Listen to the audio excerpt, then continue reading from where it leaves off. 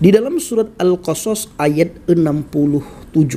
Fa amma man taba wa amana wa amilan sholihan fa asa ayyakuna minal muflihin. Maka adapun orang yang bertobat dan beriman serta mengerjakan kebaikan, maka mudah-mudahan dia termasuk orang yang beruntung. Haleluya, haleluya, haleluya. Assalamualaikum warahmatullahi wabarakatuh. Salam Aki. Aku kabarkan Injil keselamatan. Bapak Ibu Nasi Tuhan, ketemu lagi dengan saya Evangelis Avraham Effendi Usman. Bagaimana kabar Bapak Ibu semua? Tentu luar biasa. Yes. Wow, kita itu sangat istimewa. Dan saudaraku para pencinta channel Injil Habaget, saya ingin mengajak kita semuanya untuk melihat sesuatu yang sangat penting menurut saya. Dan ini khusus kepada saudara kita dari seberang. Makanya kita meminta kepada mereka, sebelum menonton video ini, tempatkan dulu hati dan pikiran mereka di tempat yang netral. Dengar dulu, baru setelah itu komentar. Tetapi komentarlah dengan sopan. Komentarlah dengan lemah lembut. Kalau apa yang saya sampaikan ini salah, tolong saudara luruskan. Ya, sehingga kita sama-sama mencari kebenaran. Sama-sama kita mencari keridhaan daripada Tuhan. Sama-sama kita mencari mana yang seharusnya kita imani, mana yang seharusnya kita percaya, mana seharusnya yang kita ikutin. Jangan kita salah ikut, jangan kita salah imani, jangan kita salah percaya. Bila kita salah dalam beriman, tentu kita tidak akan sampai kepada tujuan yang kita harapkan. Tujuan semua kita adalah mendapatkan hidup yang layak nantinya di surga, mendapatkan hidup yang kekal. Tidak ada satu manusia pun yang mau berada di dalam neraka. Tetapi saudara tidak akan bisa sampai ke surga bila saudara salah beriman. Karena itu penentuannya saudara nanti hidup, mendapatkan hidup yang layak, mendapatkan tempat tinggal yang layak atau tidak, penentuannya adalah masa kita di dunia ini. Jadi saudaraku, saya ingin membacakan satu ayat kitab suci saudara kita dari seberang di dalam surat Al-Qasas ayat 67. Di situ dikatakan fa amma man taba wa amana wa amilan sholihan fa asa ayyakuna minal muflihin. Artinya, maka adapun orang yang bertaubat dan beriman. Yang pertama, adapun orang yang bertaubat dan beriman serta mengerjakan kebaikan, maka mudah-mudahan dia termasuk orang yang beruntung. Saya ulangi, fa amma man taba wa amana wa amilan sholihan fa asa ayyakuna minal muflihin. Maka adapun orang yang bertobat dan beriman serta mengerjakan kebaikan, maka mudah-mudahan dia termasuk orang yang beruntung. Adapun orang yang bertobat dan beriman serta mengerjakan kebaikan, semua apa yang diperintahkan oleh Tuhan, oleh Allah, orang tersebut lakukan. Artinya amar ma'ruf nahi mungkar, orang itu jaga betul. Dia benar-benar menjaga amar ma'ruf nahi mungkar. Apapun yang diperintahkan oleh agama, orang tersebut melakukan. Apapun yang dilarang, orang itu taat, tidak melakukan. Menghindar dari segala kejahatan, menghindar dari segala kesalahan, menghindar dari segala dosa. Orang tersebut taat. Semuanya mereka kerjakan tentang kebaikan. Maka mudah-mudahan dia termasuk orang yang beruntung. Mudah-mudahan termasuk orang yang beruntung. Nah, ini Bapak Ibu, saya ingin buat perbandingan. Maka sebelumnya tempatkan hati dan pikiran di tempat yang netral. Ini khusus kepada tetangga kita dari seberang. Mang Pendi jangan suka membaca kitab mereka. Kita tidak suka membaca kitab mereka. Tetapi semua ini Bapak Ibu dimulai dari mereka sendiri. Yang setiap hari, setiap waktu, setiap saat mereka membahas Alkitab, membahas kitab kita. Ya, sesekali boleh dong kita mempertanyakan tentang apa yang mereka imani, supaya mereka tidak sibuk membahas dan mencampuri iman kita, saudaraku. Ya, kita bukan suka membahas iman mereka, tetapi sesekali kita perlu mengajak mereka untuk berpikir dengan akal yang sehat, berpikir secara kritis, agar mereka benar-benar mencari dan mencari. Mereka benar-benar belajar selalu tentang imannya, tentang agamanya, tentang kepercayaannya. Jangan sibuk mereka mengurus iman kita. Jangan sibuk mereka mengolok-olok iman percaya kita. Tetapi kita mari buat mereka sibuk belajar tentang agamanya, belajar tentang imannya. Maka saya membaca dalam surat Al-Qasas ayat 67. Sekalipun mereka beramal, orang beriman, mereka bertobat, mengerjakan kebaikan, maka mudah-mudahan termasuk orang yang beruntung. Mudah-mudahan termasuk orang yang beruntung. Semua amar ma'ruf nahi mungkar dilakukan, dituruti, ditaati. Mudah-mudahan atau moga-moga termasuk orang yang beruntung. Moga-moga. Kepastian keselamatan saya belum dapatkan di iman percaya saya yang lama, Bapak Ibu. Maka perlu teman-teman kita untuk berpikir dengan akal yang sehat. Bagaimana caranya supaya mendapatkan kepastian keselamatan? Ayo tunjukkan. Di mana kepastian keselamatan di dalam iman, agama, kepercayaan saudara? Ini bukan menghina, bukan mengolok-olok. Saya hanya bertanya, di mana letak kepastian keselamatan dalam agama, dalam iman, kepercayaan saudara? Karena selama ini saudara sibuk sekali mengurus iman kami, mengurus Alkitab. Bahkan kesan sekali saudara menghina, mengolok-olok.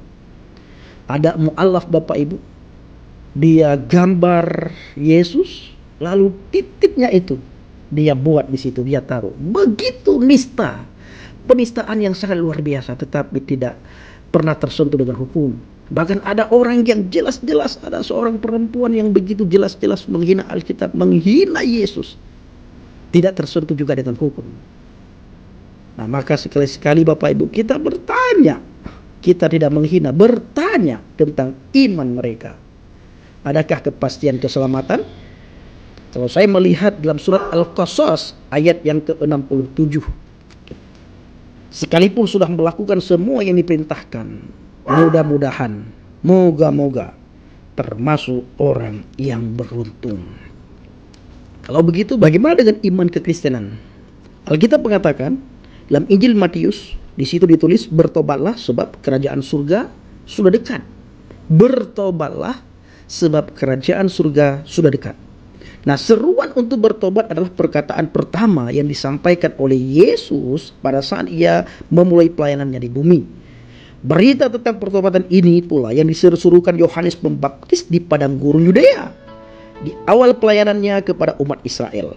Jadi, hidup dalam pertobatan adalah kehendak Tuhan bagi semua orang, terlebih-lebih kita yang mengaku percaya kepadanya. Sebab yang menjadi dasar pertobatan sejati adalah iman percaya kita kepada Yesus Kristus, kepada firman yang hidup, kepada firman yang telah menjadi daging, kepada firman yang telah menjadi manusia, kepada firman yang nuzul menjadi manusia. Untuk menuju pertobatan sejati ada langkah-langkah yang harus kita perhatikan.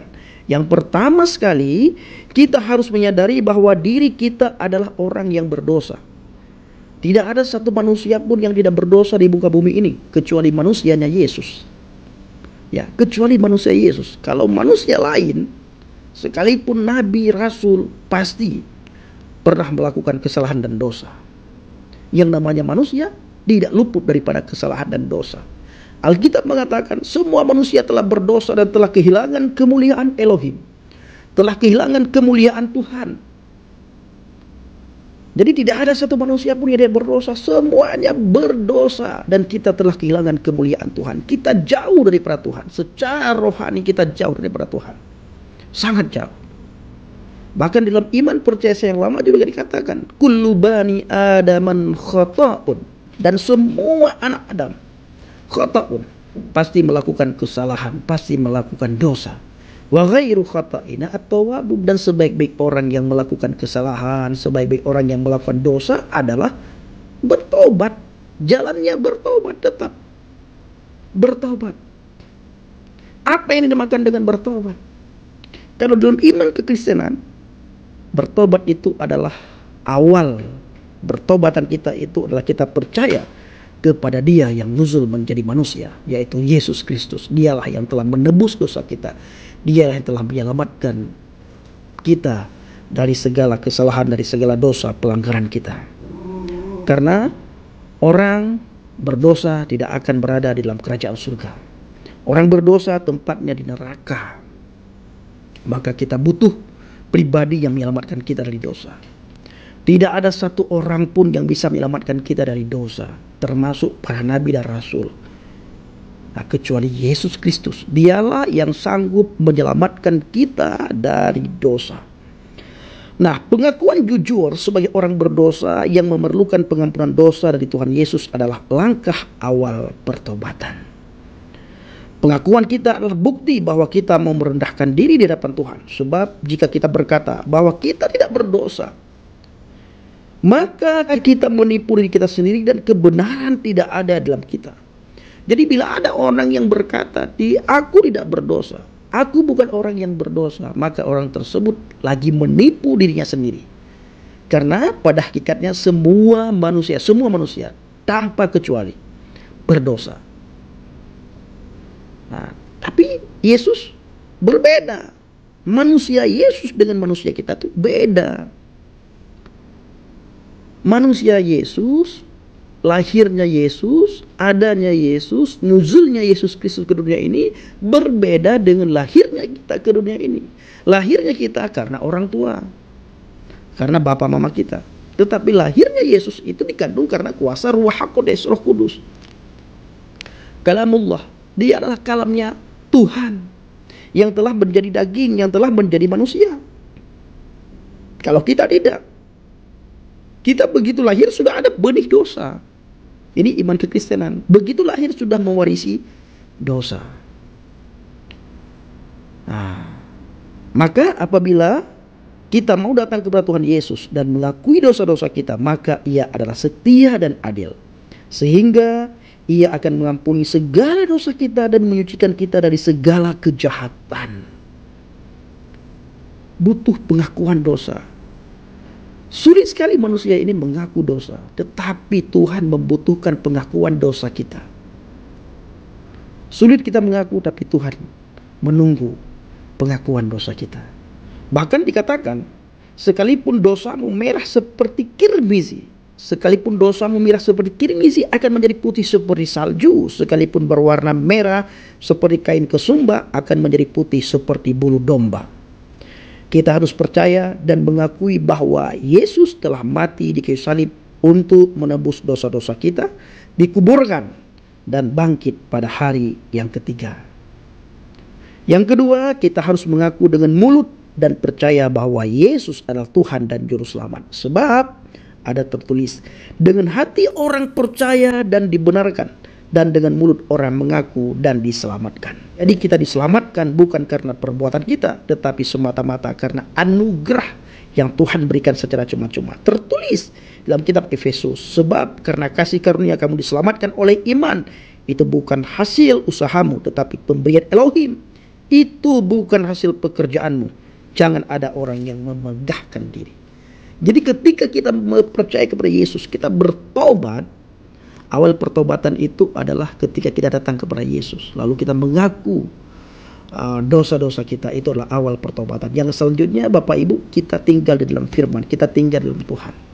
Iman yang lama dalam Al-Quran surah Al-Qasas sudah dikatakan, sekalipun kamu beramal, melakukan semua kebaikan, kamu beriman, moga-moga kamu menjadi orang yang beruntung. Moga-moga, mudah-mudahan menjadi orang yang beruntung.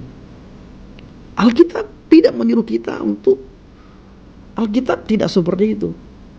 Iman saya yang saya anut sekarang ini enggak seperti itu. Bukan berarti juga enak sekali orang Kristen cukup percaya Yesus, mati masuk surga, bebas melakukan kesalahan, bebas mabuk, bebas ini, bebas itu. Tidak seperti itu iman kekristenan. Itu adalah orang di luar kekristenan yang berpikir seperti itu. Seperti pemikiran saya sebelum saya menjadi orang Kristen. Saya berpikir dulu seperti itu. Orang Kristen itu enak sekali, cukup percaya dengan mulut, orang itu sudah diselamatkan, bebas melakukan kesalahan, bebas melakukan dosa. Ternyata ketika saya membaca Alkitab, tidak seperti itu yang dimaksudkan. Makanya dalam Injil Matius dikatakan apa? Bukan setiap orang yang berseru kepadaku Tuhan, Tuhan, Tuhan yang masuk ke dalam kerajaan surga, melainkan Mereka yang melakukan kehendak Bapa. Jadi yang masuk surga itu adalah orang yang melakukan. Makanya percaya itu tidak cukup di mulut, harus disertai dengan seluruh anggota tubuh. Kita harus buktikan buah pertobatan itu harus ada. Maka tidak hanya di mulut. Iman percaya kepada Yesus itu bukan hanya di mulut, bukan iman di mulut. Nah, tetapi kita harus bisa membuktikan, benarkah kita orang percaya atau tidak. Maka Alkitab mengatakan di ayat yang lain, kamu dikenal dari buahnya. Kamu mengaku dirimu orang percaya kepada Yesus, tetapi buah-buah pertobatan kamu tidak ada. Malah jauh daripada Tuhan. Melakukan semua kejahatan. Melakukan semua yang dilarang. Dan tidak pernah melakukan apa yang diperintahkan. Itu bukan orang percaya. Maka iman tanpa perbuatan pada hakikatnya adalah mati atau sia-sia. Nah, jadi saudaraku dikasih Tuhan, para pencinta sinarnya baget, betapa luar biasanya iman percaya kita kepada Yesus. Ya, betapa luar biasanya. Sekalipun dosa kita merah seperti kirmizi, menjadi putih seperti salju. Sekalipun berwarna merah seperti kain kesumba, akan menjadi putih seperti bulu domba. Bayangkan dan bandingkan dengan iman saudara kita dari seberang. Sekalipun berbuat kebaikan, kamu beriman, bertakwa, moga-moga kamu menjadi orang yang beruntung. Mudah-mudahan kamu menjadi orang yang beruntung. Alkitab, sekalipun dosamu merah seperti kirmizi dan menjadi putih seperti salju, sekalipun warna merah seperti kain kesumba, akan menjadi putih seperti bulu domba. Haleluya. Kiranya video singkat ini bisa mencerahkan kita semuanya. Shalom alaikum bishim Masiyah. Salam aki. Aku kabarkan Injil keselamatan. Bapa Yahweh bishim Adonai Yesus Hamasiah Waruha Kudus memberkati kita semua. Haleluya. Amin. Salam murtadin. Saya mengucapkan terima kasih kepada Bapak Ibu semuanya yang selalu mendukung pelayanan Habaget, baik melalui doa, dana, motivasi maupun support saudara. Terus dalam doa dan bawa Habaget dalam wasafat saudara. Lebih-lebih lagi Bapak Ibu, pelayanan yang kita lakukan bersama dengan teman-teman di daerah Sumatera, daerah Aceh. Bawa dalam wasafat saudara. Agar suku-suku yang belum mengenal Yesus, Tuhan jamah mereka melalui pelayanan kita. Terima kasih.